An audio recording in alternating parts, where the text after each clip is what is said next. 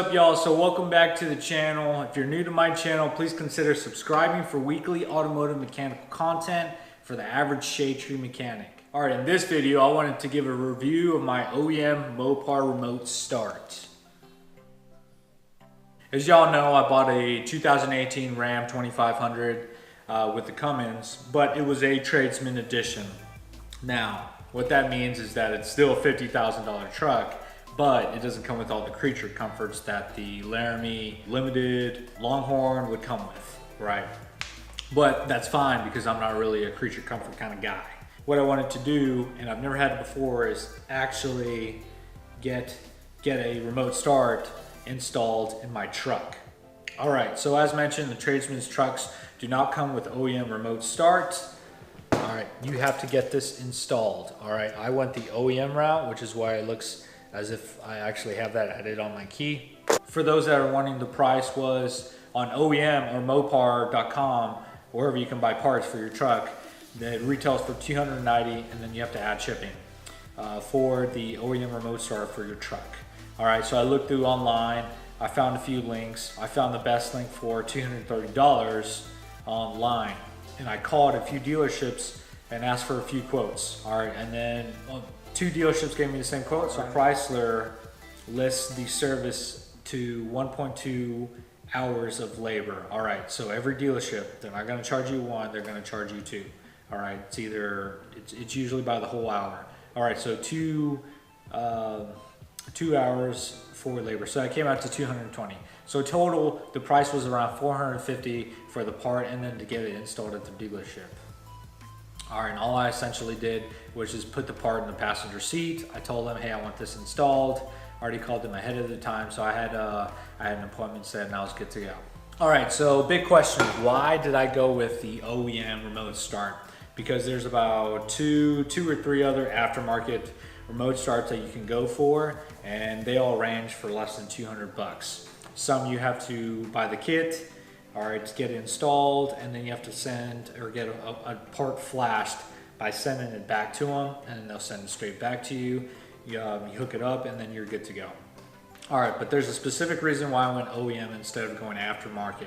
It was for warranty purposes. In part 12 of my warranty book, and it says modifications not covered. All right, so installing non-FCA US parts, components and equipment such as non-FCA US radio or speed control. There's one point where it says examples of the types of alterations not covered are installing accessories except for genuine FCA US Mopar accessories installed by an authorized Chrysler, Dodge, Jeep, or Ram dealer. This is exactly why I went the OEM route. Yeah, it costed $450. I probably could have saved $200, $250, but I don't think $200, $250 is worth the trouble for any warranty issues that I might have in the future for the next 5 years, 100,000 miles. All right, so another reason why I wanted to go this route is because I get 2 more keys out of it. You get 2 once you buy it new from the dealership. All right, but they don't come with the the remote start button off to the bottom right. They're just 2 regular ones. This is a tradesman edition, right? And so I just have the unlock on my 2 keys that came from the dealership, but the kit came with 2 extra with the remote start button off to the bottom right. So now I have a total of 4 keys, and what the dealership would do, and you can ask them before the service, and you can actually request it, is that they actually flash the keys to actually become add-ons. All right, so I didn't even ask. I went to the dealership, and upon picking them up, they just said, all right, so here is your key that you can use now. Here's the 2 other spares.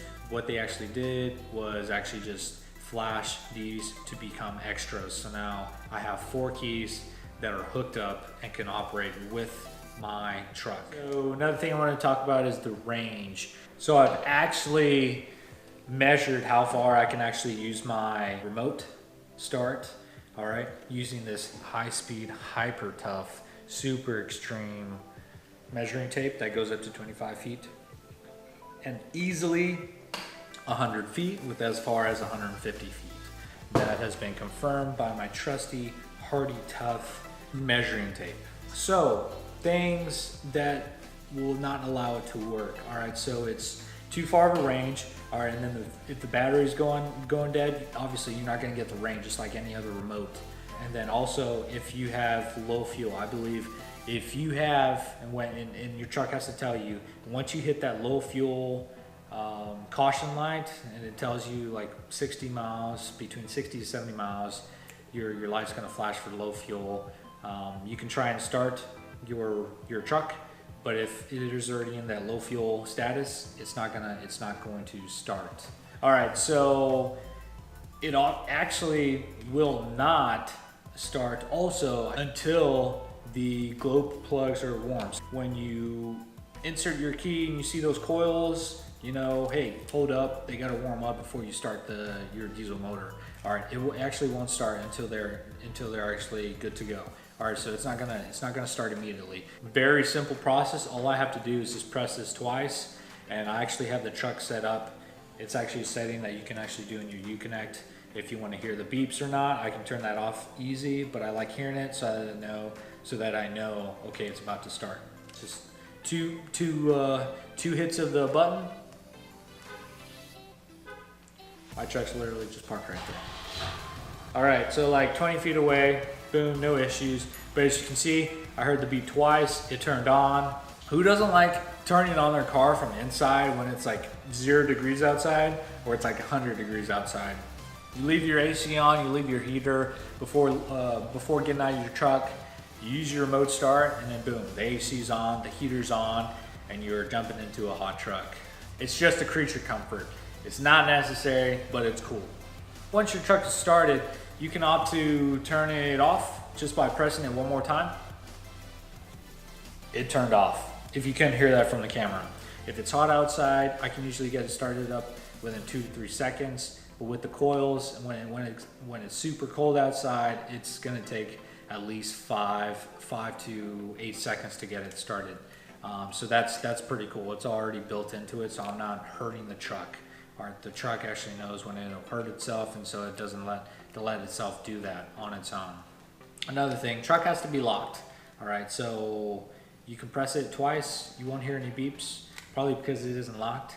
I usually always lock my truck before leaving.